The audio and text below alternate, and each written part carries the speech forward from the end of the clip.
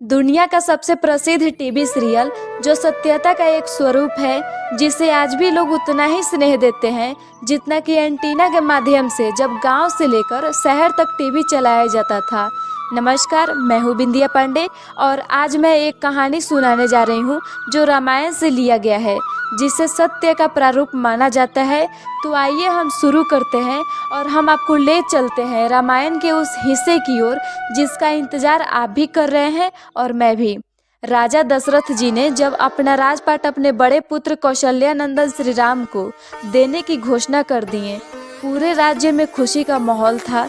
तभी ये खबर मंत्रा के द्वारा कैकई तक पहुंची और वह इस खबर को जानकर राजा दशरथ से यह विचार वापस कराने हट कर बैठी। राम ने ये बात सुनकर राजा दशरथ द्वारा दिए हुए 14 साल का वनवास स्वीकार कर लिए और वह वन के लिए प्रस्थान हो गए। जब राम वनवास के लिए प्रस्थान कर गए, उस वक्त जितना राम के लिए कठिन था, उतना ही अयोध्या के प्रजाजन के लिए भी।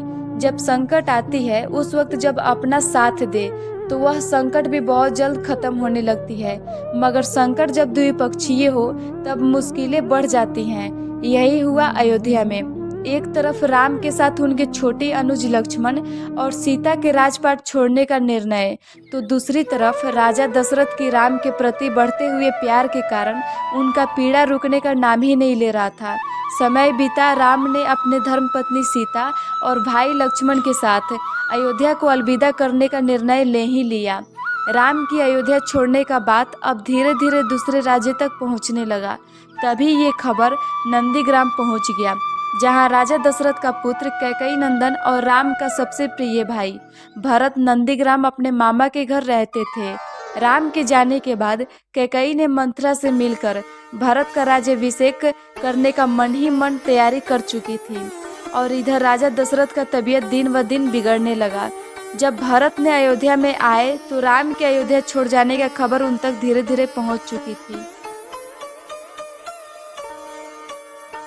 जब पूरी व्यथा भरत को पता चला कि ये सभी का कारण उनकी माँ कैकई हैं, तो उन्होंने माँ का त्याग करने का निर्णय ले लिए और साथ ही साथ अपने बड़े भाई श्री राम को वापस लाने का मन ही मन संकल्प कर लिए। इधर राम भी अपने राज्य का सीमा पार कर ही चुके थे नदी के मार्ग से। देखा जाए तो दोनों तरफ मानो तो एक दुख का पहाड़ टूट चुका था और ये दुख का मार्ग कुछ ज्यादा ही लंबा दिख रहा था। इधर अयोध्या में भरत ने राजा बनने से इनकार कर चुके थे और सभी प्रजा के सामने उनके राजा श्री राम को लाने का आश्वासन भी दिया। इसी बीच समय का चकिया करवट लिया और राजा दशरथ का तबीयत काफी बिगड़ चुका था और कुछ समय के बाद उनका निधन भी हो गया। एक दुख खत्म होने का नाम ही नहीं ले रहा था, तब तक ये दुख का दूसरा पहाड़ अयोध्या पे आ गिरा। राजा दशरथ का अंतिम संस्कार पूरे विधि के साथ संपन्न किया गया। उस मौके पर अयोध्या में बहुत सारे राजा आए थे। फिर इस मौके पर भरत ने सभी से आग्रह कर एक निवेदन किया कि आप सभी यहाँ उपस्थित हैं तो मुझे मार्गदर्शन करें अपने भाई श्री राम को वापस लाने का। तो सभी राजा गुरुदेव ने भरत का मार्गदर्शन किया।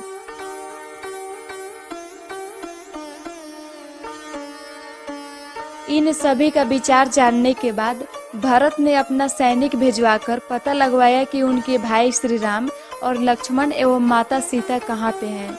खबर मिलने के बाद भरत ने राजा जनक, गुरुदेव एवं अपनी माताओं के साथ चित्रकूट वन की ओर प्रस्थान किए। सभी ने यह संदेश जब चित्रकूट कुटिया में राम तक पहुंचा कि अयोध्या से सैन्य बल के साथ भरत चित्रकूट की ओर आगे बढ़ रहे हैं, तो लक्ष्मण ने अपना विचार रखते हुए राम को सावधान रहने का सलाह दिए और बोले कि वो आक्रमण करने की इच्छा से उनकी तरफ आ रहे हैं।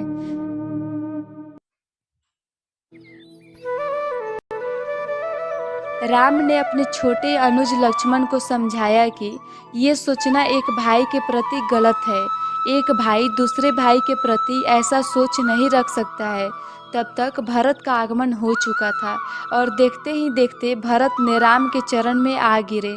आंसू से राम का चरण पूरा भीग चुका था। भरत की आंख का आंसू रुकने का नाम ही नहीं ले रहा था। लग रहा था जैसे आसमान और धरती का मिलन उस दिन संभव हो गया हो। अपनी माँ के किए पर भरत बहुत शर्मिंदा थे।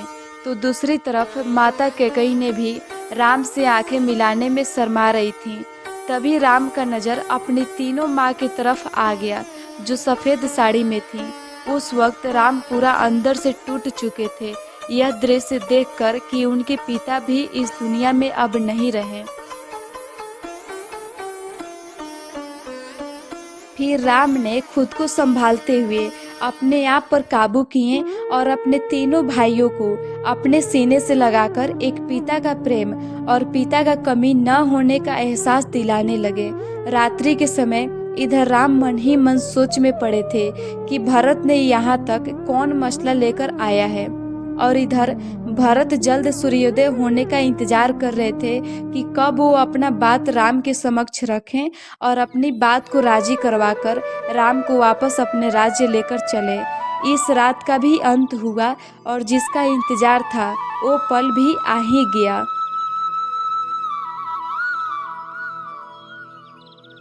सभा लगा और उस सभा में तीनों माता गुरुदेव के साथ राजा जनक भी मौजूद थे।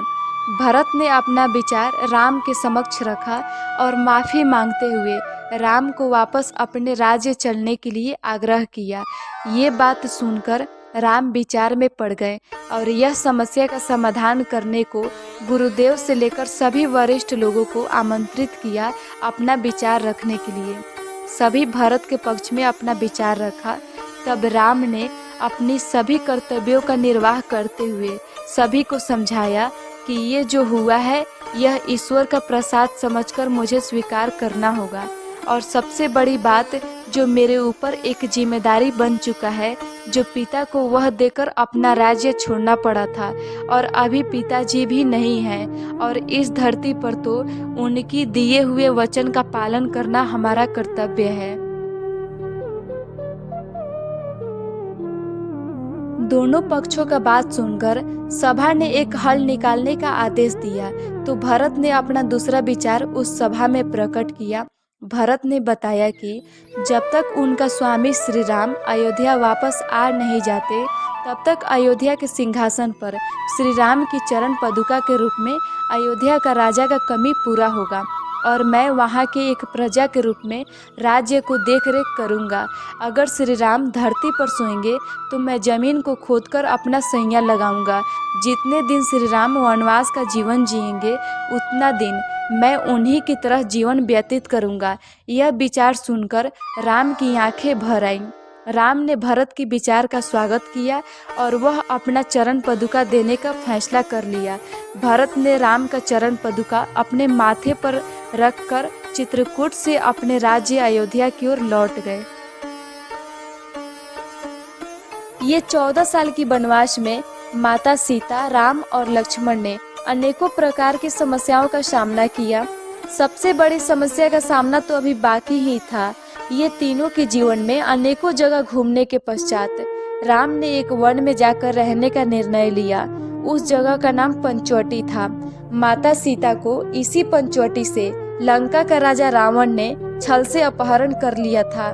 जब ये खबर राम को मिला तो वह कई प्रकार की समस्या को पार करते हुए रास्ते में वानरों का सुग्रीव, नल, नील और हनुमान की सहायता से 7 समुद्र के तट पर जा पहुँचे।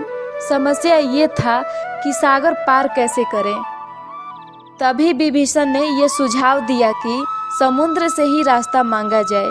उन्होंने कहा कि राम के पूर्वजों का समुद्र पर बहुत सारे एहसान हैं, इसलिए समुद्र उन्हें रास्ता जरूर देगा। तत्पश्चात राम ने 3 दिन तक समुद्र की पूजा की, लेकिन समुद्र उनकी सहायता करने नहीं आया। तब राम ने क्रोधित होकर समुद्र को सुखाने का निर्णय लिया। तब समुद्र प्रकट हुआ और उसने राम को बताया कि उनकी सेना में नल और नील नाम के 2 सेनापति हैं, जिनके द्वारा अगर समुद्र में पत्थर फेंका जाए तो पानी में नहीं डूबेगा। इस प्रकार सारे पत्थर पर जय श्री राम लिखाने लगा और नल नील उस पत्थर को उठाते और पानी में डालते, और इसी प्रकार 7 समुद्र पर पुल बन गया। जब ये खबर लंका में पहुंची तो रावण के राज्य में हलचल मचने लगा।